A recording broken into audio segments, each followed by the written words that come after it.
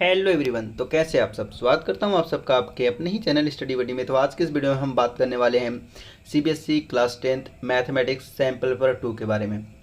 तो इससे पहले मैंने सैम्पल पर 1, 2 एंड 3 पहले ही अपलोड कर रखा है। अगर आपने उसको नहीं देखा है तो डिस्क्रिप्शन बॉक्स में उसका लिंक मिल जाएगा, या तो एक आई लिंक यहाँ पे फ्लैश हो रहा होगा, इस पर भी क्लिक करके आप जा सकते हैं। तो ये बात कर लेते हैं सैम्पल पर 4 के पहले क्वेश्चन के बारे में। इसमें क्या बोला है कि if a point P is 30 centimetre away from the centre. तो इसमें क्या है कि एक सर्कल है, मान लेते कि हमारे पास एक सर्कल ही हो गया। इस सर्कल से एक पॉइंट है P, ये मान लेते पॉइंट P है। एक है सेंटर से 30 सेंटीमीटर अवे है, 13 सेंटीमीटर अवे है। अब आगे क्या बोला है कि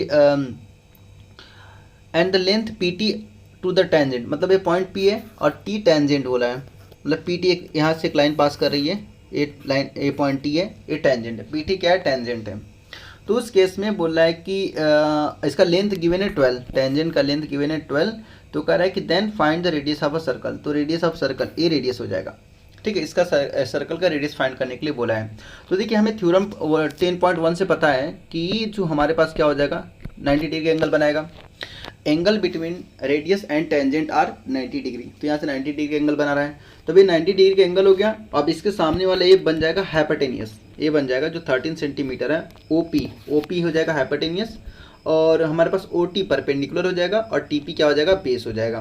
तो यहाँ से हमें राइट ट्रायंगल मिल रहा है, तो हम पाइथागोरस लगा के हम क्या कर सकते हैं, हम टीपी की ओटी की वैल्यू निकाल सकते हैं। देखिए यहाँ पर पाइथागोरस ही लगाएं, triangle PTO is equal to OP square is equal to PT square plus OT square, ठीक है। तो यहाँ से आप सबकी वैल्यू पुट कर दीजिए। यहाँ से आपको OT स्क्वायर की वैल्यू 25 आ जाएगा। It means OT is equal to 5 centimetre. तो ये रेडियस कितना हो जाएगा, 5 सेंटीमीटर, ठीक है। इसका रेडियस कितना हो जाएगा, 5 सेंटीमीटर। तो ये सेकेंड क्वेश्चन की तरफ चलते हैं। इसमें ये बोला है कि for what value of k plus 11, 2k minus 1 and 2k plus 7 are conjugated terms of AP। देखिए कंजुगेटेड टर्म्स ऑफ AP होता क्या है, कंजुगेटेड टर्म ऑफ AP क्या होता है, a plus D and a plus 2d, ठीक है। ये कंजुगेटेड टर्म्स है। तो आपको क्या करना है, आपको k की वैल्यू फाइंड करना है। k की किस वैल्यू के लिए, कंजुगेटेड टर्म ऑफ AP है। मान लेते कि AP में है, हम पहले क्या कर लेते हैं, एज्यूम कर लेते कि AP में, जब AP में है तो A2 माइनस A1 की वैल्यू इज इक्वल टू हो जाएगा A3 माइनस A2 के बराबर, क्योंकि कंजुगेटेड टर्म है, कंजुगेटेड टर्म है। तो इनका d क्या होने वाला है, d इक्वल होने वाला है। तो हमने क्या किया, second term minus first term किया is equal to third term minus second term किया। तो देखिए यहाँ भी वही किया गया है। आपका जो आपके पास ये 2k माइनस 1 है, ये क्या है, सेकेंड टर्म, और k plus 11 first term, second term minus first term is equal to third term. 2k plus 7 क्या था, हमारे पास थर्ड टर्म था, थर्ड टर्म माइनस का सेकेंड टर्म किया गया। अब यहाँ से इसको सब्ट्रैक्ट करने के बाद ब्रैकेट ओपन किया गया। ब्रैकेट ओपन करने के बाद आपको क्या मिल जाएगा, k नेगेटिव हो जाएगा, 11 भी नेगेटिव हो जाएगा। यहाँ से 2k plus 7 minus 2k minus minus plus हो जाएगा, प्लस का 1। यहाँ सॉल्व कीजिए तो k की वैल्यू आपको आ जाएगी 20। जब सॉल्व करेंगे तो you will get k is equal to 20, ठीक है। अब इसके बाद आते हैं क्वेश्चन नंबर थर्ड। इसमें बोला है कि find the root of quadratic equation a square b square x square plus b square x plus a square x minus 1 is equal to 0। तो देखिए इस केस में आप क्या कर सकते हैं, या तो क्वाड्रेटिक फॉर्मूला लगा सकते हैं, या तो इस स्प्लिटिंग द मिडल टर्म भी कर सकते हैं। तो देखिए यहाँ पर हमारे पास क्या है, दो टर्म है। फर्स्ट टू टर्म में से हमें b स्क्वायर कॉमन मिला है, जब मैंने b स्क्वायर कॉमन लिया तो हमारे पास यहाँ बचा a स्क्वायर और x भी कॉमन मिला। एक मिनट, हम क्या करने वाले हैं, यहाँ से b स्क्वायर और x कॉमन लेने वाले। तो b स्क्वायर x हमने कॉमन लिया, तो हमारे पास यहाँ कितना मिल जाएगा, a स्क्वायर x मिलेगा, और यहाँ से सारे टर्म चला गया तो प्लस का 1 आ जाएगा। सिमिलरली आपको क्या करना है, सेकेंड टर्म में से -1 कॉमन मिला है। जैसे ही -1 आप इस दोनों टर्म में से कॉमन लेंगे, आपको ये ब्रैकेट वाला आइटम यहाँ पे मिल जाएगा, ठीक है। तो ये क्या हो जाएगा, स्प्लिट हो जाएगा। अब स्प्लिट हो जाएगा तो आइदर फर्स्ट ब्रैकेट वाला इक्वल टू 0 होगा और सेकेंड ब्रैकेट वाला इज इक्वल टू 0 होगा। तो हमने एक बार फर्स्ट ब्रैकेट को 0 के इक्वेट करके हमने यहाँ से x की वैल्यू निकाल लिया, और यहाँ से सेकेंड ब्रैकेट को 0 के इक्वेट करके हमने वैल्यू निकाल लिया। तो ये either x is equal to कितना देगा, -1/a स्क्वायर, और x is equal to 1/b square आ जाएगा, ठीक है। ये बहुत ईजी क्वेश्चन था। अब आइए इसी का और पार्ट भी देख लेते हैं। और पार्ट में क्या बोला है, कह रहा है find the value of k for which the quadratic equation x square minus k x plus 4 is equal to 0 has equal root. अब देखिए इक्वल रूट की कंडीशन क्या है, इक्वल रूट तभी होता है जब डी की वैल्यू इज इक्वल टू 0 के बराबर होता है। अब डी क्या होता है आपका बी स्क्वायर माइनस का 4ac, बी स्क्वायर माइनस का 4ac इज इक्वल टू 0। तब देखिए इससे कंपेयर कीजिए, इस इक्वेशन को अपने स्टैंडर्ड इक्वेशन से कंपेयर कीजिए। तो जब कंपेयर करेंगे तो a इज इक्वल टू कितना आ जाएगा यहाँ से 1, b is equal to minus k and c is equal to मिल जाएगा यहाँ से 4। अब a b c की वैल्यू उठा के इस अपने इक्वेशन में पुट कर लीजिए, जो आपने डिस्क्रिमिनेंट निकाला है डिस्क्रिमिनेंट उसमें पुट कर लीजिए। जब आप पुट करेंगे तो you will get k is equal two plus minus 4 आ जाएगा। जब यहाँ पुट करने के बाद आप सॉल्व करेंगे तो k is equal two plus minus 4 आ जाएगा। ठीक है, तो आइए क्वेश्चन नंबर 4 की तरफ चलते हैं। क्वेश्चन नंबर 4 में बोला है कि find 2 conjugative positive integer the sum of whose square is 61। तो इससे क्वेश्चन मैंने सैम्पल नंबर 3 में भी सेम टाइप का क्वेश्चन करा चुका है। उसमें क्या था कि हमारे पास सम 41 आ रहा था, यहाँ पर 61 है। ठीक है, तो कंजुगेटिव टर्म पहले ही मैं बता दिया हूँ कि जो conjugative positive number, positive integer बोले, नेचुरल नंबर बोले, कुछ भी बोले, तो जो कंजुगेटिव नंबर होते हैं एक के बाद जस्ट दूसरा, तो 1 2 क्या है कंजुगेटिव नंबर। लेकिन इसे पॉजिटिव बोला है तो हम नेगेटिव वाले को टच नहीं करने वाले हैं। हमें नहीं बोल सकते कि -3 and -2 are conjugative positive integer. एक कंजुगेटिव नंबर तो है लेकिन कंजुगेटिव नेगेटिव इंटीजर है, पॉजिटिव इंटीजर नहीं है, तो आपको इस वाले आइटम को नहीं लेना है। ठीक है, तो 3 एंड 4 ये भी क्या हो जाएगा कंजुगेटिव इंटीजर हो जाएगा, पॉजिटिव इंटीजर। तो देखिए उस केस में हमने क्या करनी है, सबसे पहले एक को x एज्यूम कर लेनी है, पहला कंजुगेटिव इंटीजर को, और सेकेंड कंजुगेटिव इंटीजर को x+1 एज्यूम कर लेनी है। ठीक है, अब उनका स्क्वायर कीजिए, स्क्वायर करने के बाद इनको ऐड कीजिए, ऐड करने के बाद 61 के बराबर रख दीजिए। तो देखिए यहाँ पर x का स्क्वायर अब प्लस x+1 का स्क्वायर किया गया और इसे किसके बराबर रख दिया गया, 61 के बराबर रख दिया गया। ठीक है, अब स्क्वायर ओपन कीजिए, जब ओपन करेंगे तो आपको यहाँ पर मिलेगा 2x square plus 2x is equal to 60। तो देखिए इस आइटम में से क्या मिल रहा है, 2 कॉमन मिल रहा है, 2 कॉमन लीजिए, 2 कॉमन लेंगे तो आपको मिल जाएगा x square plus x minus का 30 इज इक्वल टू 0। मतलब कॉमन लेके कैंसिल आउट कर दीजिए, यहाँ से 30 टाइम में कैंसिल आउट हो जाएगा 2 से, फिर इस 30 को इधर लाइए क्योंकि इधर पॉजिटिव था, इधर आके नेगेटिव हो जाएगा। अब इसके बाद इसको स्प्लिट कर लीजिए, इसको स्प्लिट कर लीजिए, ऐसे दो नंबर जिनको ऐड करने पर x आए लेकिन जब मल्टीप्लाई करें तो माइनस का 30 मिल जाए, मतलब ऐड करने पर 1 मिले, मल्टीप्लाई करने पर माइनस का 30 मिल जाए। तो 6 और 5, 6 पॉजिटिव और 6 पॉजिटिव और 5 नेगेटिव, तो कितना मिल जाएगा, 6 - 5 इज इक्वल टू 1 और 6 × -5 इज इक्वल टू माइनस का 30 मिल जाएगा। तो यहाँ से स्प्लिट हो गया। अब फर्स्ट 2 टर्म में से हमें x कॉमन मिला तो यहाँ से हमने x कॉमन लिया तो x+6 मिल गया, और सेकेंड ब्रैकेट में भी आपको x+6 लिखना है। अब लिखने के बाद देखना है कि यहाँ पर x का कोफिशिएंट क्या है और आपने जो ब्रैकेट में लिखा है वहाँ पर x का कोफिशिएंट क्या है, दोनों को कोफिशिएंट में बराबर करना है। तो इसके लिए हमें -5 कॉमन लेना पड़ेगा, तो हमने -5 कॉमन ले लिया। ठीक है, तो हमारे पास ये आइटम मिल गया। फिर उसके बाद आइदर अब दोनों में देखिए x+6 यहाँ भी x+6 यहाँ, फर्दर x+6 कॉमन ले लीजिए। जब x+6 कॉमन लेंगे तो x+6 कॉमन लिया तो यहाँ से बच गया x और यहाँ से बच गया -5 इज इक्वल टू 0। अब देखिए either this one is equal to 0 और this one is equal to 0। अब देखिए जब इसको 0 को इक्वेट करेंगे तो यहाँ से x की वैल्यू आ जाएगी -6, और इसको जब इक्वेट करेंगे 0 के तो हमें आ जाएगा यहाँ से +5। ठीक है, और क्योंकि क्वेश्चन में बोला है पॉजिटिव इंटीजर, इसलिए ए वाला वैल्यू हम नेगलेक्ट कर देंगे, इस वाले वैल्यू को नहीं लेंगे। क्यों नहीं लेंगे, क्योंकि क्वेश्चन में बोल दिया पॉजिटिव इंटीजर, जब पॉजिटिव इंटीजर क्वेश्चन में बोल रखा है तो हम इस नेगेटिव वाले आइटम को नहीं लेंगे। तो मतलब हमारे पास जो पॉजिटिव दो कंजुगेटिव इंटीजर कौन से है, पहला हमारे पास 5 हो जाएगा और दूसरा कितना हो जाएगा, दूसरा 6 हो जाएगा। तो 5 और 6 ऐसे दो नंबर है जिनका स्क्वायर करने के बाद अगर सम करें तो हमें कितना मिल जाएगा, हमें 61 मिल जाएगा। ठीक है, तो आई होप समझ में आ गया होगा। अब इसके बाद आइए क्वेश्चन नंबर 5 की तरफ चलते हैं। क्वेश्चन नंबर 5 ने क्या बोला है कि the mode of following frequency distribution is 38। Mode पहले गिवन है, आपको x की वैल्यू पूछ लिया। देखिए मोड कितना है, 38 है, तो देखिए 38 किसके बीच में आएगा, तो 38 30 और 40 के बीच में आएगा। तो आपका जो मॉडल क्लास है, मॉडल क्लास क्या हो जाएगा आपका, ये मॉडल क्लास हो जाएगा। 30 और 40 वाला क्या हो जाएगा आपका, मॉडल क्लास हो जाएगा। तो अब यहाँ से मोड 38 था तो मॉडल क्लास कितना हो जाएगा हमारे पास, 30 to 40 हो जाएगा। अब मोड का फॉर्मूला होता है L + F1 - F0 upon 2F1 - F0 - F2 into height of class. ठीक है, अब सबकी वैल्यू 1 by 1 आपको पुट कर देनी है, सबकी वैल्यू 1 by 1 पुट कीजिए यहाँ पर। जब पुट करके सॉल्व करेंगे इसको तो x की वैल्यू कितनी आ जाएगी, 15, एक्स की वैल्यू कितनी आ जाएगी 15। देखिए यहाँ पर 15 आ रहा है, तो यहाँ पे इसको जस्टिफाई भी कर सकते हैं आप। यहाँ 12 था, यहाँ पर 15 है, तो सबसे हायर कौन है, सबसे हायर है हमारे पास 16, तो मॉडल क्लास कितना हो जाएगा, यही वाला हो जाएगा मॉडल क्लास। ठीक है, अगर इनकेस यहाँ पर 17 आता तो कहीं ना कहीं आपने कुछ गड़बड़ किया है, क्योंकि अगर 17 आ गया होता तो मॉडल क्लास ए बन जाता, अगर 17 आ गया होता तो मॉडल क्लास ए बन जाता। तो देख लिया कीजिए अपना आंसर, आप क्रॉस चेक कर सकते हैं ऐसे कि जो हमने निकाला हुआ है वो सही है कि गलत है। ठीक है, तो आई होप समझ में आ गया होगा। अब आइए क्वेश्चन नंबर 6 की तरफ चलते हैं। इसमें क्या बोला है कि a cone and a hemisphere have equal base. तो कोन और हेमीस्फीयर का इक्वल बेस है, मतलब हमारे पास एक कोन हो गया, इस कोन का बेस, और इसी को मान लेते हैं हेमीस्फीयर, दोनों का बेस क्या है, इक्वल है। ठीक है, find the sum of the number, find the sum of numerator and denominator of ratio of height of a cone and radius of hemisphere.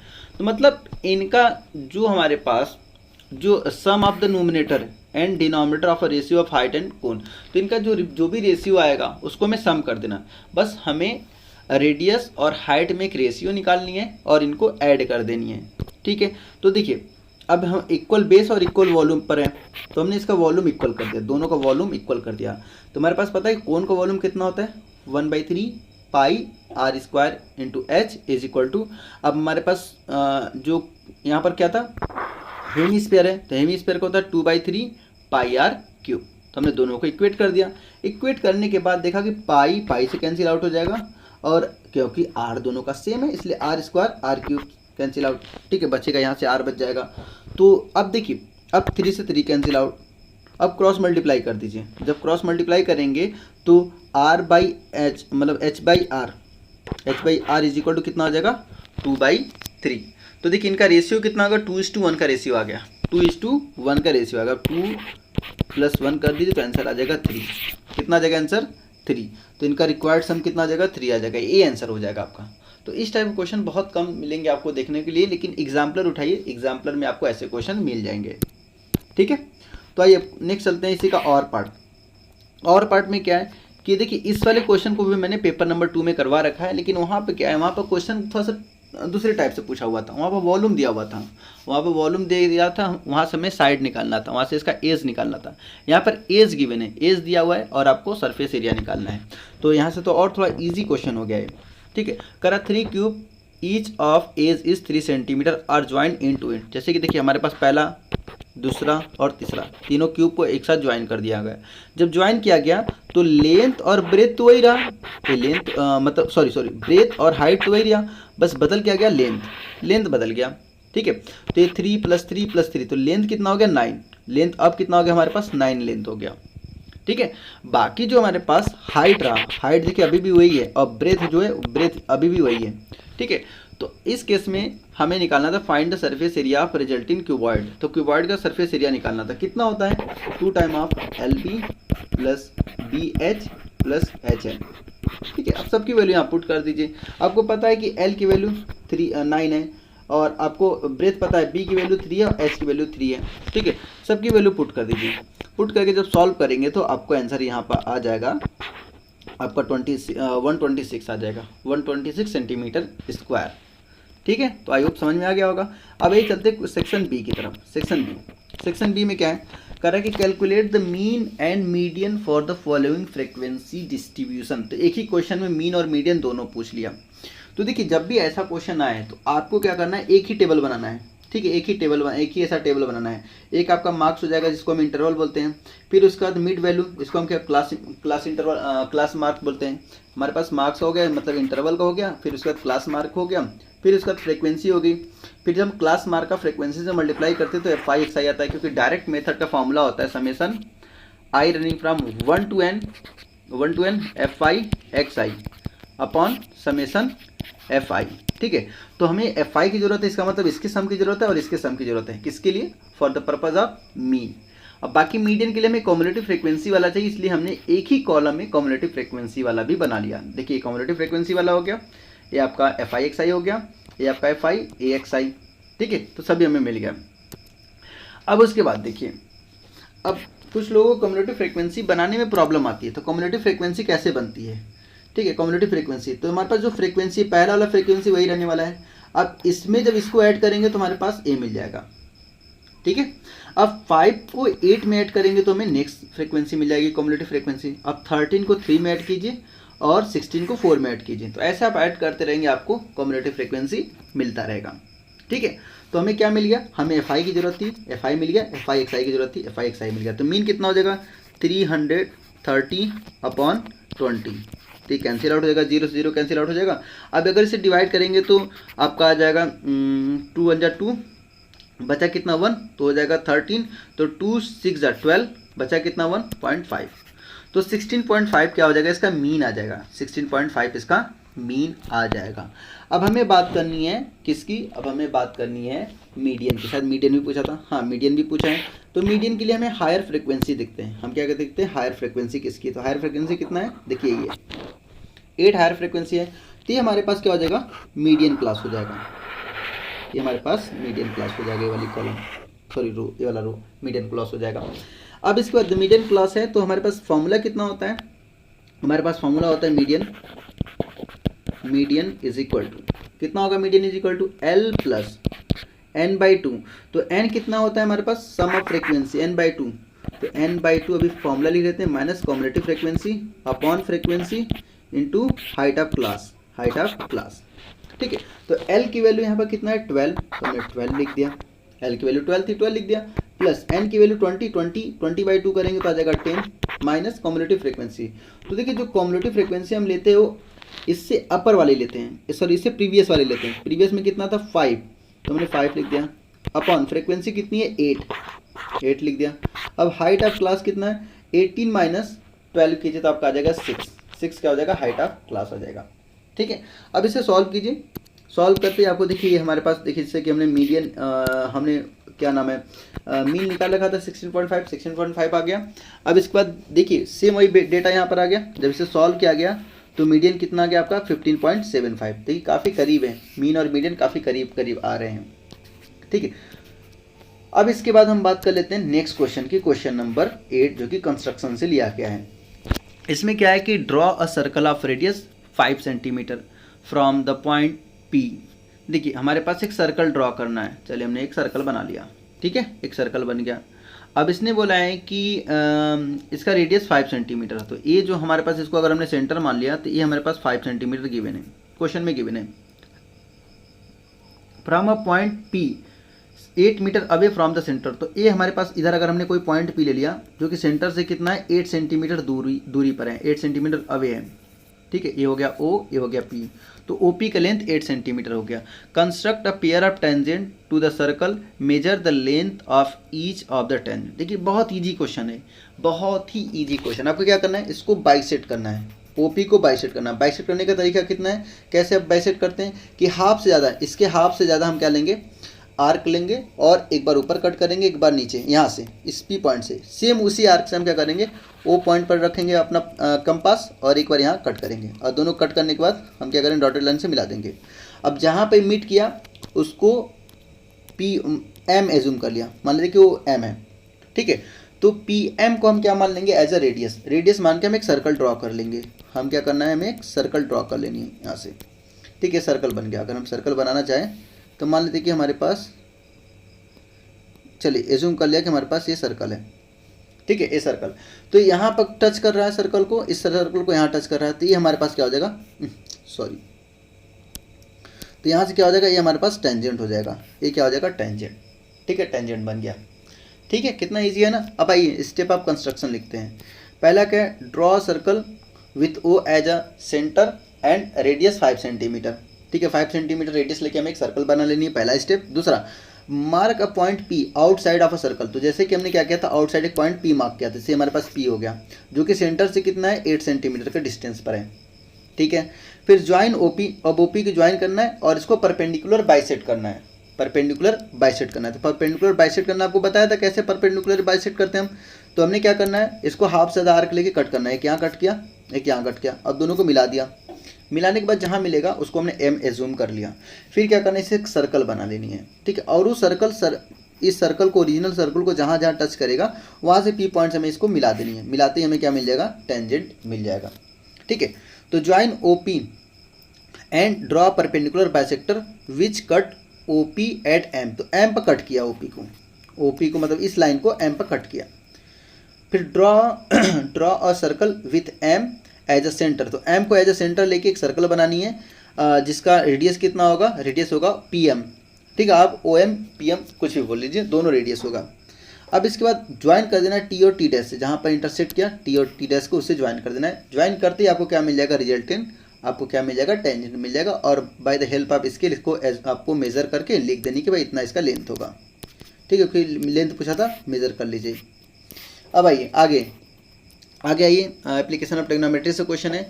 उसमें कह रहा है कि a person walking 20 metre toward the chimney in the horizontal line. ठीक है, अब देखिए अब चिमनी की तरफ वो बढ़ रहा है, चिमनी की तरफ। मान लीजिए हमारे पास ये चिमनी हो गया, ये चिमनी जैसे सी डी चिमनी है और ये बंदा यहाँ पर है। अभी यहाँ से 20 मीटर चिमनी की तरफ बढ़ा है, मतलब ये पॉइंट ए से बी पर चिमनी की तरफ बढ़ा, जैसे यहाँ पर आपको मेंशन किया गया ए से बी चिमनी की तरफ बढ़ा 20 मीटर। अब उसके बाद क्या बोला है, उसके बाद बोला है, एक minute sorry, observe that its angle of elevation change to 30 to 45 degree, find the height of chimney. तो देखिए जो 30 से 45 हमने बताया था पहले ही कि अगर आप दूर से किसी ऑब्जेक्ट को देख रहे हैं तो क्या होगा, एंगल ऑफ एलिवेशन कम होगा। लेकिन जैसे ही उस ऑब्जेक्ट के पास जाके मतलब उस ऑब्जेक्ट के बेस की तरफ हम बढ़ेंगे, फिर क्या करेंगे, उसको टॉप को अगर हम देखते हैं तो एंगल क्या होता है, इंक्रीज करता है। तो इस केस में 30 हो जाएगा और 45 ए हो जाएगा। ठीक है, 30 हो गया और 45 ए हो गया। उस केस में हाइट ऑफ चिमनी पूछा है, तो ये हमें पूछा फाइंड करने के लिए बोला है, हमें क्या फाइंड करने के लिए बोला है, हमें ए फाइंड करने के लिए बोला है, सी डी कितना होगा। तो उसके लिए 20 हमें गिवन है और इसको हमने एक्स एज्यूम कर लिया, हमने बी सी को एक्स एज्यूम कर लिया। अब आइए पहले बात कर लेते हैं बड़े वाले ट्रायंगल में, in triangle A C D, मतलब हम इस बड़े वाले ट्रायंगल की बात करते हैं, इस बड़े वाले ट्रायंगल की बात करते हैं।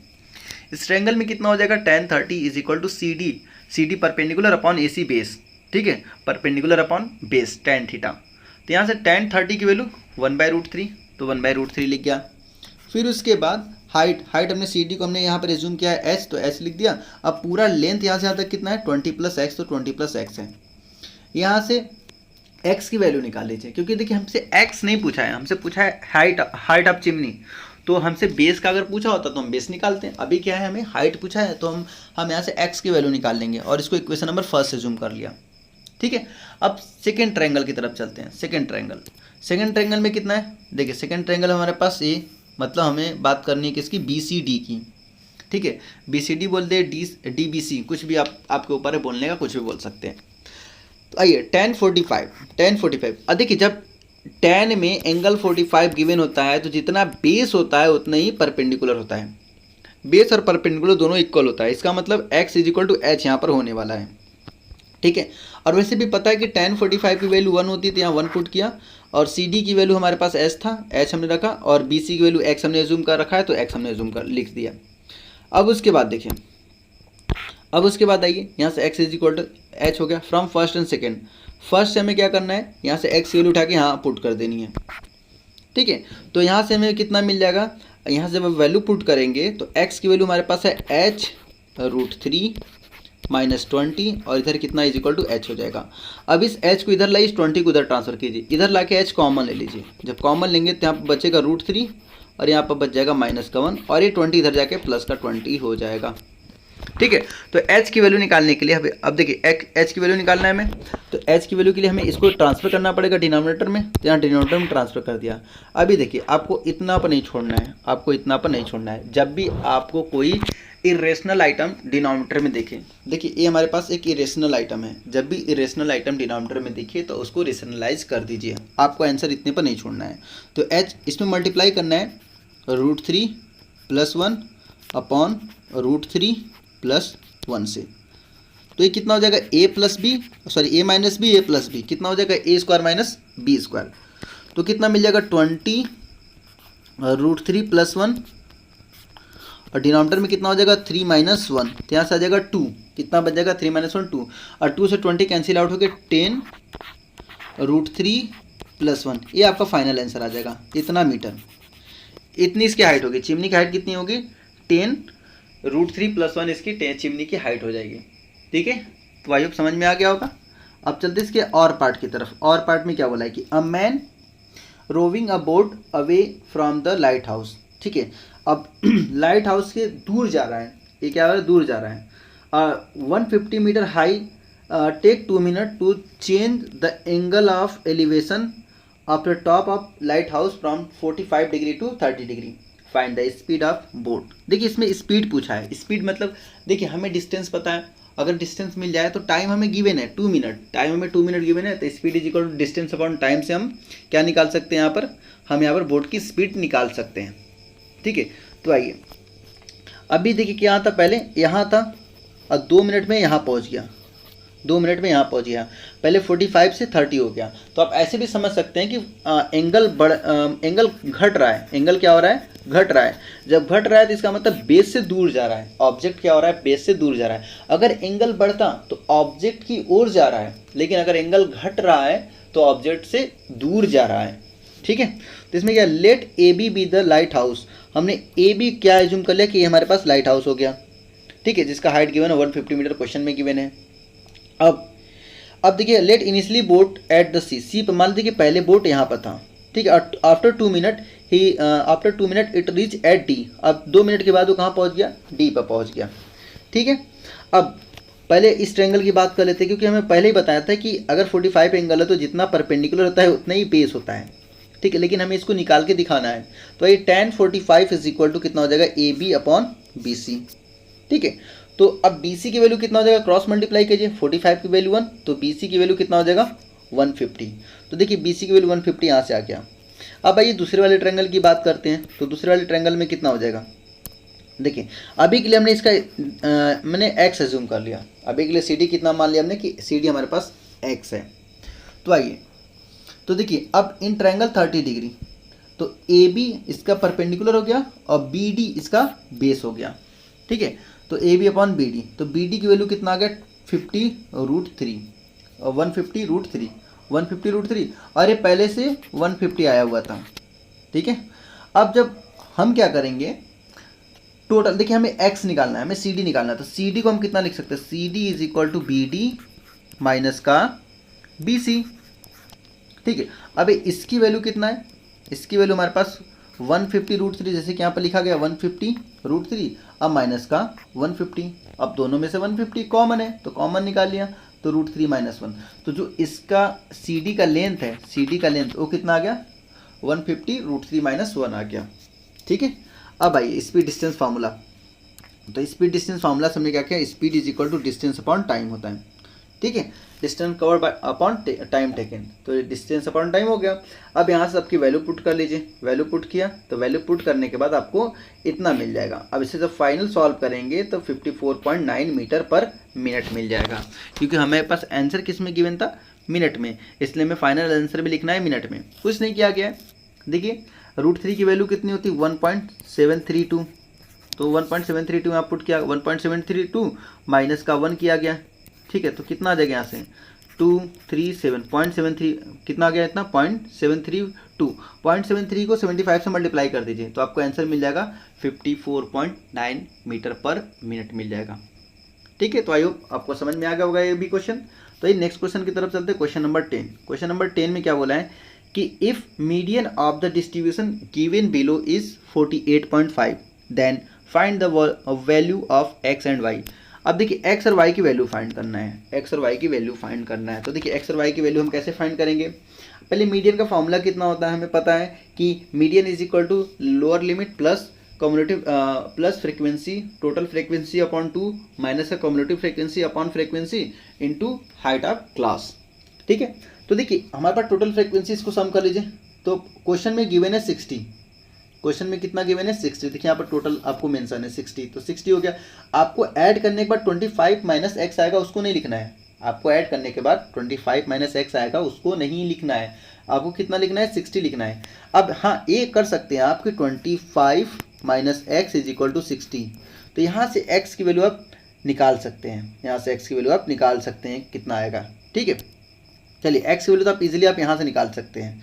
और फिर y की वैल्यू के लिए हम क्या करेंगे, y की वैल्यू के लिए देखिए हमारे पास L मिल गया, ठीक है। अब एल हमने 20 के कैसे बोल दिया, देखिए इस फ्रीक्वेंसी में हायर फ्रीक्वेंसी कौन सी दिख रही है आपको, हायर फ्रीक्वेंसी 20 दिख रही है, ठीक है। तो 20 वाला जो क्लास है, क्लास इंटरवल, उसका लोअर लिमिट कितना है 20, तो लोअर लिमिट 20 हो गया। अब हाइट ऑफ क्लास हमारे पास 10 है, ठीक है। और जो फ्रीक्वेंसी हमारे पास 20 मिल गई। अब कॉम्युलेटिव फ्रीक्वेंसी कितनी मिल गई 5 माइनस का x। अब सबकी वैल्यू यहाँ पे उठा के पुट कर दीजिए। पुट करने के बाद हालांकि आपको x की वैल्यू मिल गई है, आप चाहे सॉरी x की वैल्यू नहीं मिली है क्योंकि यहाँ पर y भी है, यहाँ पर ये y भी है, ठीक है, यहाँ पर y भी है। ऐड करने के बाद x प्लस वाई प्लस इसको ऐड करने के बाद जितना आएगा, कितना आ रहा है 5, इसमें ऐड कर दीजिए तो हो जाएगा 20 प्लस 20 45। हाँ, तो 45 प्लस x प्लस वाई की वैल्यू आपको लिखना है, कितना लिखना है आपको 60। तो यहाँ से एक इक्वेशन बन जाएगा, एक इक्वेशन यहाँ से बनेगा और एक इक्वेशन आपको इस मीडियन वाले फॉर्मूले से बनेगा, ठीक है। अब इसे सॉल्व कीजिए। जब इसे सॉल्व करेंगे तो आप पाएंगे यहाँ पर सॉल्व करने फाइनल जो आंसर आएगा, देखिए यहाँ पर हमने सॉल्व किया, यहाँ पर ओनली x इन्वॉल्व था, इसमें y इन्वॉल्व तो है नहीं, क्योंकि देखिए हमारे पास कॉम्युलेटिव फ्रीक्वेंसी जो लिया उसमें सिर्फ x आ रहा था और बाकी कहीं भी y नहीं है। तो यहाँ से x की इजीली वैल्यू निकल जाएगी, कितना 8 आ जाएगा। सॉल्व करने के बाद आपको x की वैल्यू 8 मिल जाएगा। अब जब x की वैल्यू 8 मिल गया और अभी हमने बताया था कि आपको जब आप फ्रीक्वेंसी को ऐड करेंगे तो आपको मिलेगा 45 plus x plus y is equal to 60। आपने x की वैल्यू निकाल रखा है 8, यहाँ पर 8 पुट कर लीजिए, तो 45 plus 8 plus y is equal to 60। अब इसे ऐड कीजिए, ऐड करने के बाद ट्रांसफर कीजिए तो हमारे पास कितना आ जाएगा, हमारे पास जब इसको सॉल्व करेंगे तो y की वैल्यू आ जाएगी 7, ठीक है, y की वैल्यू आ जाएगी 7, क्योंकि जब इसको ऐड करेंगे तो आ जाएगा 53, y is equal to 60 minus का 53, कितना आ जाएगा 7। ये आपका 7 आंसर हो जाएगा। तो x की वैल्यू 8 और y की वैल्यू 7 आ जाएगा, x की वैल्यू 8 और y की वैल्यू 7 आ जाएगा। यहाँ से आपका आंसर कंप्लीट हो जाएगा। अब आइए आते हैं सेक्शन नंबर सी की तरफ। ए बी कंप्लीट हो गया, अब आइए सेक्शन सी की तरफ। पहला क्वेश्चन आपका अरिथमेटिक प्रोग्रेशन से लिया गया है। इसमें क्या है कि the sum of n 2n और 3n term of A P is s1 s2 s3, मतलब n टर्म का सम s1 लिया गया, 2n का टर्म 2n टर्म का सम s2 लिया गया और 3n टर्म का सम s3 लिया गया है। फिर प्रूव करना है कि जो s3 है वो 3 time of s2 minus s1 के बराबर है, ठीक है। तो देखिए कुछ नहीं करना है आपको पहले s1 का फॉर्मूला लिख लेना है। आपका s का फॉर्मूला कितना होता है, s1 छोड़िए, आप s का बताइए। s is equal to n by 2a plus n minus 1 into d होता है। अब देखिए इसमें हमें पहले में क्या बोला है कि s1 n टर्म तक जाना है, तो हमने n के प्लेस पर n रखना है और सेकेंड में s2 में n के प्लेस पर में 2n रखना है। देखिए यहाँ पर 2n, ध्यान से देखिएगा, यहाँ पर n है, यहाँ पर 2n रखा गया है क्योंकि इसमें 2n तक जाना है और यहाँ पर ऊपर वाले में n तक जाना था इसलिए n। और थर्ड में देखिए हमें n की वैल्यू 3n रखना है क्योंकि हमें 3n तक जाना है। अब फिर उसके बाद क्या करना है, अब हम राइट हैंड साइड लेंगे। देखिए छोटे से बड़ा लाना थोड़ा मुश्किल होता है लेकिन बड़े से छोटे की तरफ जाना आसान होता है। जैसे देखिए अब हमारे पास ये क्या है, ये हमारे पास पेड़ का ब्रांच है, इसको काट के हम छोटा बना सकते हैं ईजिली, ठीक है। लेकिन अगर छोटा पेड़ है तो उसे बड़ा बनाने में काफ़ी टाइम लग जाएगा, ठीक है। तो ऐसे भी समझ सकते हैं कि छाट के छोटा करना आसान होता है लेकिन छोटे से खींच कर बड़ा करना बहुत मुश्किल होता है। तो आप भी कोशिश किया कीजिए एग्जाम में कि आप जो है बड़े आइटम से छोटा आइटम लाने का कोशिश किया कीजिए, बड़े आइटम से छोटे आइटम लाने का कोशिश किया कीजिए, ठीक है। आइए तो हमने क्या किया इसमें s2 माइनस s1, तो पहले हमने क्या किया s2 की वैल्यू पुट किया, इसमें s2 की वैल्यू हमारे पास ये हो गया और s1 की वैल्यू ये हो गई। तो दोनों की वैल्यू हमने सॉरी s1 की वैल्यू हमारे पास ये हो जाएगी, s2 माइनस s1 किया हमने, ठीक है। s2 माइनस s1 यहाँ पर पुट कर दिया हमने, इस इक्वेशन में पुट कर दिया क्योंकि हमें ये प्रूव करना था। अब किसके बराबर हमें दिखाना है s3 के। अगर इन दोनों को सब्ट्रैक्ट करने के बाद 3 से मल्टीप्लाई करने पर अगर s3 के बराबर आ गया तो प्रूव हो गया, नहीं आया तो नॉट प्रूव, ठीक है। अब वैल्यू पुट किया, ये काफ़ी एक लंबी इक्वेशन बन जाएगी। वैल्यू पुट कीजिए आप, यहाँ वैल्यू पुट किया गया। पहले देखिए हमारे पास क्या रहा, पहले हमारे पास ये हमारे पास जो वैल्यू है वो हमारे पास s2 की वैल्यू है और ये हमारे पास वैल्यू है s1 की वैल्यू है, ठीक है। s1 की वैल्यू हो गई। अब इसके बाद देखिए s1 s2 की दोनों की वैल्यू हमने पुट कर दिया, पुट करने के बाद सब्ट्रैक्ट कीजिए। अब देखिए पहले दोनों में से n/2 कॉमन मिल रहा है, n/2 कॉमन लीजिए, बाकी 2 को अंदर मल्टीप्लाई कर दीजिए। अब देखिए 2 से 2 कट करने मत जाइएगा कि हाँ यहाँ पर 2 दिख रहा है, काट दिया हमने, 2 को 2 से कट करने मत जाइए, आप सिंपली क्या कीजिए n/2 जो कॉमन मिला है उसे कॉमन ले लीजिए। कॉमन लेने के बाद अंदर 2 से मल्टीप्लाई कर दीजिए, मल्टीप्लाई करने के बाद ऐड सब्ट्रैक्ट कीजिए, सब्ट्रैक्ट करने के बाद आपको कुछ इतना मिल जाएगा। ठीक है, इतना मिल गया। अब देखिए इसमें से d कॉमन ले लीजिए, आप d कॉमन ले लीजिए। जैसे ही आप d कॉमन लेंगे देखिए यहाँ पर भी कितना मिल गया, n के प्लेस पर 3n है और यहाँ पर भी 3n मिल जाएगा। इसका मतलब ये किसकी वैल्यू है, ये S3 की वैल्यू है। ठीक है, तो प्रूव करना बहुत आसान होता है, जितने भी प्रूविंग वाले क्वेश्चन है बहुत ही आसान होते हैं, आप बहुत इजीली इसको टैकल कर सकते हैं। ठीक है, तो यहाँ से हमें क्या मिल गया, लेफ्ट हैंड साइड मिल गया, हम राइट हैंड साइड से हमने लेफ्ट हैंड साइड ला दिया। ठीक है, आइए नेक्स्ट क्वेश्चन की तरफ चलते हैं। नेक्स्ट क्वेश्चन में क्या बोला है कि prove the opposite side of quadrilateral circumscribe a circle subtended supplementary angle at the centre of a circle. ठीक है, तो आइए तो देखिए इसका पहले फिगर दिखा लेते हैं। देखिए हमारे पास ये फिगर हो गया। ठीक है, ये सर्कल है। ठीक है, अभी कहाँ पर सर्कमस्क्राइब है, ये किसी क्वाड्रेटल के अंदर सर्कमस्क्राइब है, एक क्वाड्रेटल हो गया। जैसे कि आपको फिगर भी दिख ही रहा है, फिगर मुझे बनाने की ज़रूरत नहीं है, फिगर आपको दिख ही रहा है, लेकिन फिर भी समझाने के लिए बना देते हैं। अब इसे प्रूव कैसे करना है, देखिए हमारे पास ये पॉइंट ए हो गया, ये पॉइंट बी हो गया, ये पॉइंट सी और ये डी, और जो इनका मिड पॉइंट है, मिड पॉइंट तो खैर नहीं बोल सकते हम, जहाँ पर इस सर्कल को टच करिए, पॉइंट ऑफ कॉन्टैक्ट। तो जो ए बी का पॉइंट ऑफ कॉन्टैक्ट पी है और बी सी का पॉइंट ऑफ कॉन्टैक्ट क्यू है और सी डी का पॉइंट ऑफ कॉन्टैक्ट आर है और इसका एस है, ए डी का पॉइंट ऑफ कॉन्टैक्ट एस है। अब देखिए डी आर और टी एस दोनों टेंजेंट है, सेम पॉइंट से इक्वल होंगे। ए पी ए एस दोनों सेम है और दोनों मतलब दोनों हमारे पास आउटर पॉइंट से सेम आउटर पॉइंट से टेंजेंट है, तो दोनों इक्वल होंगे। Similarly O P sorry B P और बी क्यू ये भी क्या होंगे, इक्वल होंगे, और सी आर और क्यू आर क्यू सी ये भी क्या होंगे, इक्वल होंगे। ठीक है, अब उसके बाद देखिए अब उसके बाद देखिए क्या किया गया, यहाँ से सबको मिला दीजिए। तो देखिए हमारे पास O P O S O R O Q ये क्या है, रेडियस है और टेंजेंट है।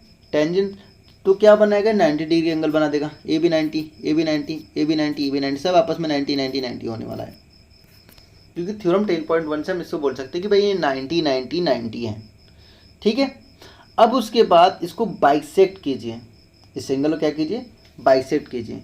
तो अब देखिए उसके बाद आप क्या बोल सकते हैं, आइए अब हम थ्योरी पार्ट पे चलते हैं।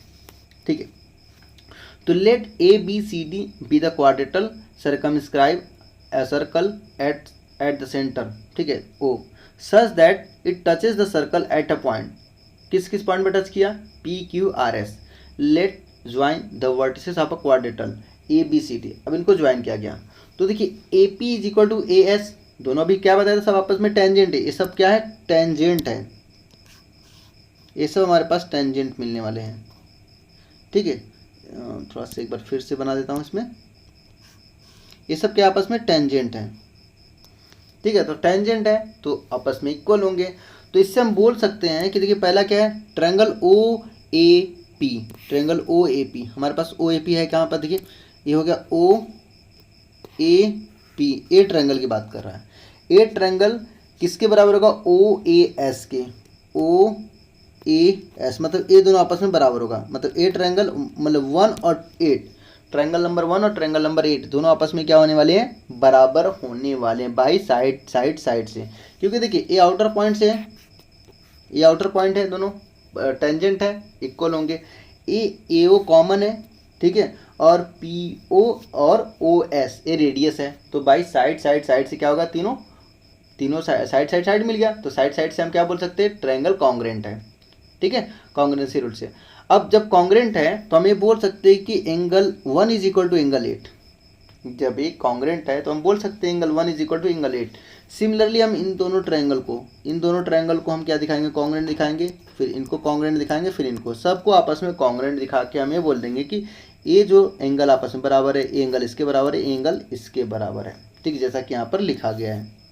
ठीक है, अब उसके बाद देखिए, अब उसके बाद क्या करना है, angle 1 plus angle 2 plus angle 3 plus angle 4 plus angle 5 plus angle 6 plus angle 7 plus angle 8 is equal to 360। ठीक है, किसके बराबर आ जाएगा, 360 के बराबर हो जाएगा, क्योंकि ये सर्कुलर एंगल है।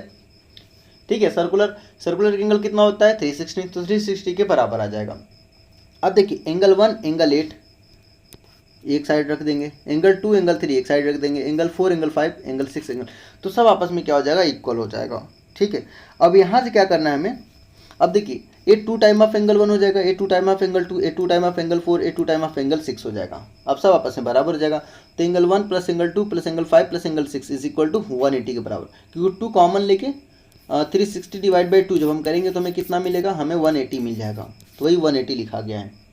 अब फिर उसके बाद देखिए 180 हो गया, तो angle 1 plus angle 2, angle 1 plus angle 2 मतलब क्या मिल रहा है, एंगल 1 एंगल 2 आपको है कितना, तो ये एंगल 1 और ये एंगल 2 दोनों मिलके ये कितना हो जाएगा। ठीक है, इसको हम बोल सकते हैं AOD। एक मिनट। ठीक है, आइए एंगल 1 मतलब एंगल 8 को 1 बोल दिया और एंगल 7 AOD ये एंगल, ठीक है एंगल मिल गया। और COD आपको COD एंगल, ये दोनों आपस में क्या हो जाएगा, यहाँ से हम इसको इजीली बोल सकते हैं कि ये 180 के बराबर हो जाएगा। कैसे बराबर हुआ, आप यहाँ से देख सकते हैं, आसानी से हम इसको लिख सकते हैं। इन दोनों एंगल को हम कितना लिख सकते हैं, हम इन दोनों एंगल को इतना लिख सकते हैं। ठीक है, और फिर उसके बाद इन दोनों एंगल को हम लिख सकते हैं आपस में COD, तो यहाँ से हमें 180 के बराबर मिल जाएगा। और सिमिलरली हम इन दोनों का सम को भी बोल सकते हैं, इन दोनों के सम को भी 180 के बराबर बोल सकते हैं। ठीक है, तो हमारे पास क्या मिल जाएगा, देखिए जो हमसे पूछा था, हमसे क्या पूछा था कि प्रूव कीजिए कि जो circle subtended supplementary angle at the centre of a circle. तो देखिए सेंटर ऑफ अ सर्कल पर हमें क्या मिला, हमें ये जो एंगल था कितना मिला हमें 180 किन दो एंगल का सम होता है सप्लीमेंट्री, और ये दोनों एंगल का सम कितना मिला, ये भी 180, ये भी क्या है दोनों सप्लीमेंट्री एंगल है। तो यहाँ से हमारे पास हम बोल सकते हैं इजीली कि प्रूव हो गया। ठीक है, तो काफ़ी लेंदी क्वेश्चन था, इसको आप छोड़ दीजिएगा, एग्जाम में अगर आएगा आपको और वाला पार्ट कर लेनी, और वाला पार्ट ज़्यादा आसान है, उससे बहुत ईजी है और वाला पार्ट। तो देखिए और वाले पार्ट में क्या बोला है कि ये circle is inscribe in a DABC। तो देखिए DABC ये हमारे पास एक एक्चुअल में ABC ट्रायंगल है, ABC एक ट्रायंगल है, और ट्रायंगल का जो ए हमारे पास ए क्या है, ए पॉइंट ऑफ कांटेक्ट है, a point of contact, a point of contact, a point of contact है। A circle inscribe in a triangle ABC। ठीक है, यहाँ पर क्या हो जाएगा, a circle is inscribe in a triangle ABC having side, जिसका साइड हमें गिवन है, 16, 20, 24।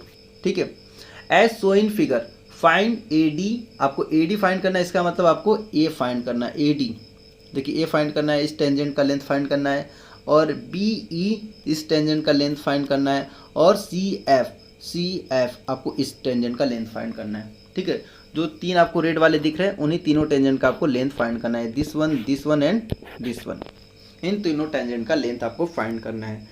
तो अब देखिए, अब हम इसको अभी के लिए हमने इसको एज्यूम कर लिया कि AD is equal to AF, AD AF ये दोनों टेंजेंट है, आउटर पॉइंट से सेम पॉइंट से दोनों इक्वल होंगे, तो इसको हमने x एज्यूम कर लिया, AX हो गया, AX हो गया।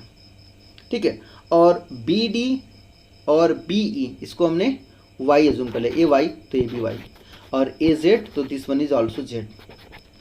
ठीक है, अब यहाँ से हमें तीन इक्वेशन बनाएंगे, तीन इक्वेशन तीन अननोन इजीली हमें मिल जाएगा। ठीक है, पहला इक्वेशन क्या है x प्लस वाई।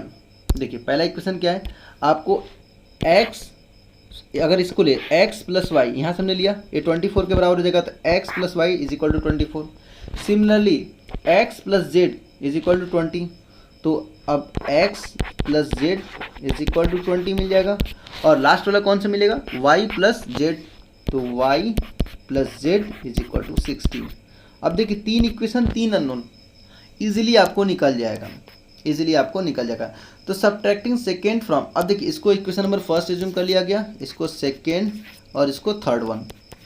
ठीक है, अब क्या गया सब्ट्रैक्ट थर्ड फ्रॉम फर्स्ट, अब इसको इससे सब्ट्रैक्ट किया गया, जब सब्ट्रैक्ट किया गया तो y और z में आ गया, क्योंकि x दोनों में कैंसिल आउट हो जाएगा, कैंसिल आउट हो गया तो y और z में आ गया, y और z में यहाँ भी इक्वेशन है, y और z में यहाँ भी इक्वेशन। अब इन दोनों को ऐड कर दीजिए, इन दोनों को ऐड करेंगे तो इजीली z कैंसिल आउट हो जाएगा, तो 2y is equal to 16 plus 4 is equal to 2y, एक minute 2y is equal to 16 + 4 is equal to 20। तो y की वैल्यू यहाँ से आ गया 10। जब y की वैल्यू 10 आ गई, अब y की वैल्यू 10 आ गई तो y की वैल्यू 10 उठा के इसमें पुट कर दीजिए, तो z की वैल्यू आ जाएगी। z की वैल्यू कितनी आ जाएगी? 6 आ जाएगी, क्योंकि 16 - 10 इज इक्वल टू 6। तो देखिए z की वैल्यू मिल गई 6, y की वैल्यू मिल गई हमें 10। अब देखिए या तो यहाँ पर z की वैल्यू रख दीजिए और x की वैल्यू फाइंड कर लीजिए, या तो यहाँ पर y की वैल्यू रख लीजिए और आप x की वैल्यू फाइंड कर लीजिए। दोनों जगह से आप x निकाल सकते हैं। देखिए यहाँ पर अगर हमने 10 रखा तो x इज इक्वल टू कितना आ जाएगा? हमारे पास 14 आ जाएगा। ठीक है, यहाँ भी रखेंगे तो भी 14 ही आने वाला है। ऐसा नहीं कि यहाँ पर आप इक्वेशन नंबर 3 में रखेंगे तो कुछ और आएगा, क्योंकि देखिए 620 - 6 कितना आ जाएगा? यहाँ से भी देखिए 14 ही आ रहा है। तो चाहे आप इक्वेशन 3 में पुट कीजिए या फिर इक्वेशन 1 में पुट कीजिए, आपको x की वैल्यू 14 मिलेगा। तो मैं यहाँ से मिल गया x की वैल्यू हमारे पास हो गया 14, y की वैल्यू हो गया 10 और z की वैल्यू 6। हमारे पास ये आंसर आ गया। ठीक है, अब आते हैं केस स्टडी। तो देखिए ऊपर वाले क्वेश्चन से ये वाला क्वेश्चन कितना ईजी है। ऊपर वाले क्वेश्चन से ये वाला क्वेश्चन बहुत ईजी, आप इसी क्वेश्चन को अटेम्प्ट कीजिए। ठीक है, इस क्वेश्चन को अटेम्प्ट कीजिए, आपका टाइम बचेगा और जल्दी आपका क्वेश्चन हो जाएगा। अब ये चलते केस स्टडी। केस स्टडी में क्या बोला है? Anita is studying in class x standard. अब एक्स स्टैंडर्ड में आप है, इसलिए अनीता भी एक्स स्टैंडर्ड में है। अगर ये पेपर आपका 12th का होता तो 12th स्टैंडर्ड में दे दिया जाता। खैर ये तो बात की बात है। अब आइए, while helping her mother in kitchen she saw rolling pin made of steel and empty from inner side. मतलब ये जो आपको दिख रहा है ना, खोखला है, खाली है, अंदर से एकदम खाली है, कोई नहीं इसमें, कुछ नहीं है, एकदम खोखला है।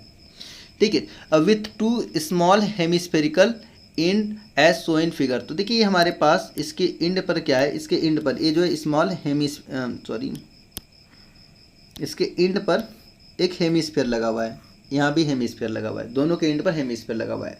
उस केस में ये पहला क्या बोला है कि find the curve surface area of 2 identical cylindrical part. तो देखिए 2 आइडेंटिकल जो सिलेंड्रिकल पार्ट है उसका हमें क्या निकालना है?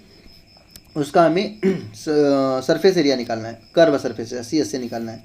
तो देखिए ये जो हमारे पास सिलेंडर है कैसा है, ये जो हमारे पास फिगर है वो कैसा है? जब आप इस फिगर को ध्यान से देखेंगे तो आपको सिलेंड्रिकल फिगर दिखाई देगा। क्या दिखाई देगा? सिलेंड्रिकल। इसका मतलब हमें CSC ऑफ सिलेंडर निकालना है, CSC ऑफ सिलेंडर निकालना है। और कितने सिलेंडर हैं? 2 सिलेंडर हैं। ठीक है, एक का कितना होता है? 2πRH, 2πRH। CSC of cylinder कितना होता है? 2πRH। लेकिन यहाँ पर क्या है? 2 आइटम है, इसलिए 2 और मल्टीप्लाई हो जाएगा, तो हमारे पास फाइनल आ जाएगा 4πRH। ठीक है, 4πRH आ जाएगा। तो यहाँ वैल्यू पुट कर दीजिए, आपको सब वैल्यू गिवन है। वैल्यू पुट करके जब कैलकुलेट करके आंसर निकालेंगे तो आ जाएगा 78.57 सेंटीमीटर स्क्वायर इसका आंसर आ जाएगा। ठीक है, पहला क्वेश्चन यहाँ से डन हो गया। अब ये सेकंड क्वेश्चन बोला कि find the volume of the bigger cylindrical part. अब बिगर सिलेंड्रिकल पार्ट कौन सा है? तो देखिए जैसा कि क्वेश्चन में ही दिख रहा है, ये बिगर वाला पार्ट है। ठीक है, ये बिगर वाला पार्ट है, क्वेश्चन में भी आपको दिख रहा है बिगर पार्ट है। ठीक है, तो अब देखिए इसका हमें क्या गिवन है? इसका रेडियस गिवन है, इसका डायमीटर गिवन है। तो इस डायमीटर से देखिए ये डायमीटर गिवन है, तो इस डायमीटर से हम क्या निकाल सकते हैं? इसका हाफ करके रेडियस निकाल सकते हैं, इसलिए इसका हाफ कर दिया गया, यहाँ पर रेडियस आ गया। और ये इसका लेंथ हो जाएगा 12 सेंटीमीटर, इसका लेंथ हो जाएगा। ठीक है, जिसको हम हाइट बोलते हैं। अभी सपोज ऐसे पर लेंथ है, लेकिन इसको अगर हम वर्टिकल खड़ा कर दें तो क्या मिल जाएगा? ये हाइट हो जाएगा। ठीक है, ये सिलेंड्रिकल कुछ ऐसा है, तो ये हाइट हो जाएगा। ठीक है, अभी क्या है? अभी इस केस में, इस सिनारियो में ऐसे है। ठीक है, इसको हमने इस पैटर्न पर रख दिया। चलिए, अब इसके बाद वैल्यू सॉल्व कर लीजिए। जब यहाँ वैल्यू पुट करके तो कैलकुलेट करके आंसर निकालेंगे तो आपको कितना आ जाएगा? 119.93 सेंटीमीटर क्यूब। क्योंकि वॉल्यूम पूछा है तो वॉल्यूम कितना हो जाएगा? क्यूब में आएगा। अगर एरिया पूछा होता है तो स्क्वायर में आता, वॉल्यूम पूछेगा तो आपको क्यूब में यूनिट लिखना है। क्योंकि हमें पता है कि जो एरिया में 2 पैरामीटर इन्वॉल्व होते हैं और वॉल्यूम में 3 पैरामीटर। 2 पैरामीटर मतलब सेंटीमीटर इंटू सेंटीमीटर, तो मतलब क्या हो जाएगा? सेंटीमीटर स्क्वायर हो जाएगा। लेकिन 3 पैरामीटर मतलब centimetre into centimetre into centimetre, तो सेंटीमीटर क्यूब, इसलिए इसका कितना लिखा हुआ है? Centimetre cube. चलिए अब आते हैं सेकेंड केस स्टडी की तरफ। आइए फिर से आगे, एप्लीकेशन ऑफ ट्रिग्नोमेट्री, बहुत ही इंपॉर्टेंट चैप्टर। इस पर मैंने एक पर्टिकुलर वीडियो बनाया, अगर उसको आपने नहीं देखा तो देख लीजिए। सारे टाइप के, जितने टाइप्स के क्वेश्चन है सारे टाइप के उसमें क्वेश्चन इन्वॉल्व है। तकरीबन आपको 10 क्वेश्चन मिल जाएंगे और 2 केस स्टडी, 12 क्वेश्चन आपको इजीली वहाँ से मिल जाएगा। और 12 टाइप के सारे जितने भी क्वेश्चन है सभी डिफरेंट टाइप के क्वेश्चन है, ऐसा नहीं कि एक ही फिगर पर मैंने 2 क्वेश्चन दे दिया हो। तो 10 टाइप के क्वेश्चन है, 10 टाइप के फिगर के साथ। इसमें ये क्या बोला है, अ बॉय 4 मीटर टॉल, चलिए ए बॉय है 4 मीटर टॉल, ठीक है। अब इसमें बोला है कि spot a pigeon sitting on the top of the pole, चलिए ठीक है, इस पोल पर बैठी हुई एक पिजन है, उसको देख रहा है लड़का, कोई काम नहीं है तो क्या करेगा, इस पिजन को ही देख रहा है। चलिए अब इसने बोला है कि इसकी हाइट है 54 metre from the ground, the angle of elevation of the pigeon from the eyes of boy, जाहिर सी बात है देखेगा, अपनी आंखों से देखेगा, तो ए यहाँ से जो लेंथ हम लेंगे ना वो लेंथ यहाँ से लेंगे, ठीक है। अभी तो पूरा पोल की हाइट गिवन है, लेकिन जब हम हाइट लेंगे वो यहाँ से हाइट लेंगे, ठीक है, हम हाइट लेने वाले हैं यहाँ से। अब इसके बाद क्योंकि तभी ट्रायंगल बन पाएगा, वैसे अगर देखिए ऐसे दिखा जाए तो ट्रायंगल नहीं बन पाएगा, ये ट्रायंगल नहीं है। ट्रायंगल कब बनेगा, जब हम इसको बेस को यहाँ पर दोनों मिला देंगे तब हमें ट्रायंगल में बनता हुआ दिख रहा है, वाला अपर वाला पार्ट ट्रायंगुलर पार्ट है, ठीक है। अब आइए आगे क्या बोला है, आगे देख लेते हैं। In such a way that the remaining at a constant height from the ground after 8 second, देखिए 8 सेकेंड बाद, मतलब 8 सेकेंड बाद वो उड़ के कहीं और चली गई, ठीक है। तो angle of elevation of pigeon is 45 degree. अब देखिए घट रहा है, हमने बोला घट रहा है, इसका मतलब दूर जा रहा है, मतलब पहले जो सर्कुलर वाले पिजन बनाया वो है, और सेकेंड वाला कौन सा, जो स्क्वायर वाला पिजन बनाया है, ठीक है। तो पहले सर्कुलर से उड़ के 8 सेकेंड बाद कहाँ पहुँच गई, स्क्वायर वाले पिजन के पास पहुँच गई। अब देखते हैं कि इसमें क्या क्या पूछ रहा है। तो क्वेश्चन आई होप समझ में आ गया होगा, क्वेश्चन क्या पूछ रहा है। अब आइए, पहला में ये पूछा है कि find the distance of first position. देखिए फर्स्ट पोजीशन में डिस्टेंस पूछा है, इसका मतलब आपको ए लेंथ फाइंड करने के लिए पूछा है कि कितना होगा फर्स्ट, ठीक है, यही ना पूछा है। Find the distance of the first pigeon of the sitting from the eyes of the boy.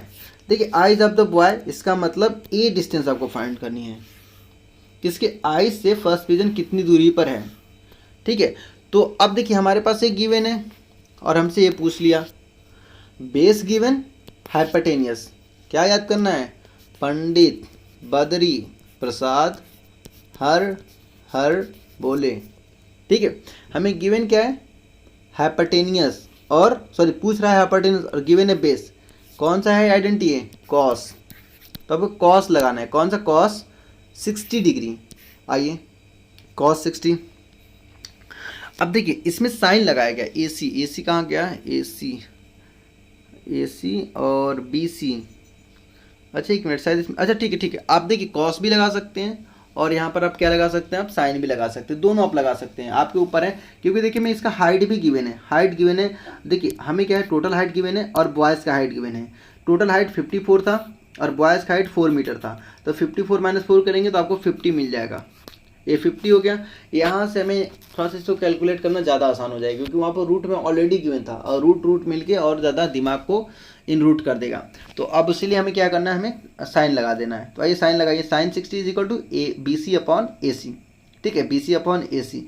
तो अब यहाँ से ए सी की वैल्यू आप निकाल सकते हैं, इस ए सी की वैल्यू निकाल सकते हैं, क्रॉस मल्टीप्लाई करके ए सी की वैल्यू हमें यहाँ से इजीली मिल जाएगा। कितना मिल जाएगा, ए 50 और इसकी वैल्यू 60 की वैल्यू होती है √3/2, ठीक है। तो 2 उधर जाके कितना हो जाएगा, 50 को 100 कर देगा और √3 डिनोमिनेटर में आ जाएगा, ठीक है, 100/√3। तो ये जो लेंथ है ए सी लेंथ कितना हो जाएगा, 100/√3। तो ए सी का वैल्यू हमें मिल गया। अब इस सेकंड क्वेश्चन में बोला है कि how much distance the pigeon covered in 8 second. इसका मतलब ये जो डिस्टेंस है ना, बी डी पूछ रहा है, बी डी कितना होगा, ये जो डिस्टेंस कवर की वो कितना डिस्टेंस कवर की 8 सेकेंड में। तो देखिए हमें टाइम गिवन है, ठीक है, हमें टाइम गिवन है। अब हमें स्पीड हमें मालूम चल जाए तो काम बन जाए, ठीक है। तो आइए देखिए क्या बोला है कि how much distance cover in 8 second, 8 second में कितना कवर की। तो आइए, तो अब हमें क्या करने वाले हैं, देखिए ए डी और बी सी दोनों बराबर होगा। ए डी मतलब हमारे पास ए हो गया, हमारे पास कहाँ गया, ए डी, और A D is equal to B C कहाँ गया, एक मिनट, ये दोनों बराबर है। कैसे बराबर होगा, कोई बता सकता है, ए डी और बी सी कैसे बराबर है। बी सी बोले चाहे हम ई डी बोले, देखिए, क्योंकि जब भी एंगल 45 बनेगा, बेस और परपेंडिकुलर दोनों आपस में इक्वल होते हैं। जब भी 45 बनेगा उस केस में बेस और परपेंडिकुलर आपस में बराबर होते हैं। या फिर आप इजीली आप यहाँ से निकाल भी सकते हैं, ठीक है, कि in triangle A E D is equal to tan 45 is equal to A D upon A D. यहाँ से आप इजीली आप बोल सकते हैं कि A D is equal to B C is equal to 50 metre. ठीक है, अब 50 मीटर आपको मालूम चलेगा कि ए लेंथ 50 मीटर है, ए लेंथ 50 मीटर है। और इस लेंथ के बारे में, ए लेंथ तो गिवन था, क्वेश्चन में ही गिवन है। देखिए यहाँ पर हम क्या बोल सकते हैं, हमें ए हमने 50 निकाला और ए भी 50 है, ठीक है। और ए लेंथ हमें, ए भी हमें गिवन है क्वेश्चन में, फिगर में देखिए, फिगर में देखिए, यहाँ पर देखिए फिगर में गिवन है, फिगर में आपको गिवन है।